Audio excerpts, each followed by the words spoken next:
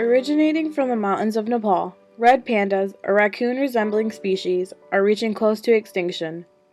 Also known as the firefox, or the lesser panda, the mixed chestnut and white-colored furry animals grow to be in between 7 to 14 pounds. Much like how they appear to look in a photo, the animal can grow to be 42 inches long in size, this including their long bushy tails. Red pandas, much like other organisms, belong to kingdoms, phylums, classes, etc. The kingdom in which they belong is known as the Animalia, then following is their phylum, Chordata. Preceding after this is their class, known as the Mammalia. After this is the order that they belong to, known as the Carnivora. They belong to the family Ailuridae. Their genus, seemingly close to the name of their family, is Ailurus. Lastly, their species, which belongs to the fulgens, therefore giving them the scientific name Ailurus fulgens. Although it may seem as though red pandas are capable of being in some way, shape, or form related to the giant panda, they in fact are not, as the only traces of a relative animal is a raccoon. Living in temperate deciduous forests from northeastern India through Nepal, red pandas face the annual 140 inches of rain and sometimes even snowfall. Even though these forests receive a lot of rain, sometimes it's not enough for these animals to survive, as their fur is made for much lower temperature levels.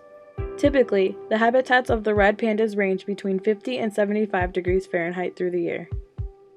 For the most part, these environments contain biotic factors rather than abiotic factors, as they depend on bamboo leaves for a dominant food source, as well as dominant flora. However, fauna depicts the other species living with the red pandas, such as snow leopards and clouded leopards, which serve as a predator to the red pandas. Other minor organisms the firefoxes come in contact with are insects and birds. Just like everything else, red pandas are a part of an ecosystem, in which everything within an ecosystem is linked. They predominantly eat bamboo and insects, so without the red panda, the occurrence of bamboo may spread or decline. Pandas also eat eggs, so they are contributing in keeping a stabilized number within that particular species. As one of their more prominent food sources, bamboo leaves are also considered one of their primary sources of energy. As the red panda has a slow metabolism, it isn't difficult for these creatures to conserve their energy.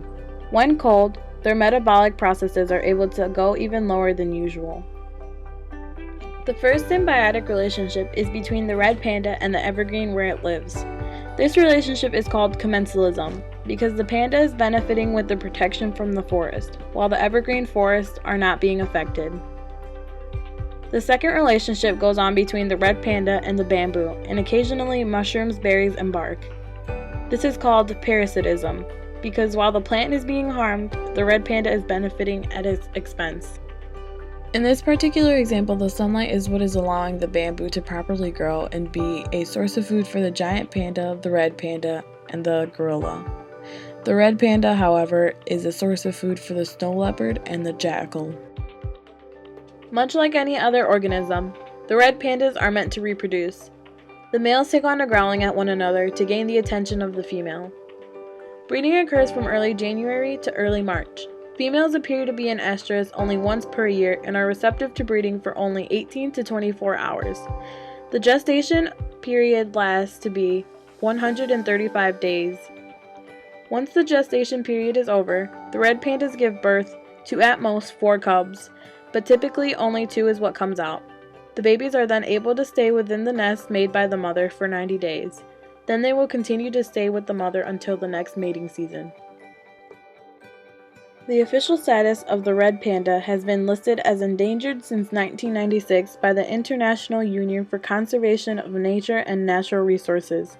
People are the biggest threats to red pandas, as deforestation, or the process in permanently attempting to destroy forests for the benefit of utilizing land for other purposes, is one of the more prominent reasons why red pandas are dying out.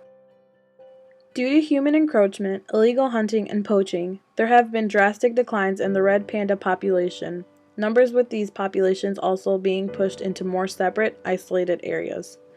Global warming also hit the Himalayas pretty hard. Brian Williams, a news reporter, states, 20 years ago, the area where red pandas lived were only seasonally grazed. Snow was on the ground for almost 3 months a year. With the advent of global warming, these areas have become filled with snow only several weeks a year. In order to assist the species with its increasing extinction, there has been many clinics, facilities, and zoos that are reliably continuing to maintain self-sustaining populations. This is a huge priority as a barrier against extinction, as there are only 3,000 pandas left in the world. In Nepal, there is also a special group called Forest Guardians who are helping this special animal. Poaching laws have also been set up at an attempt to increase the red panda's population rather than decrease. A number of captive breeding programs have also been established in Asia, Europe, and North America and would appear to be having relative success in their work.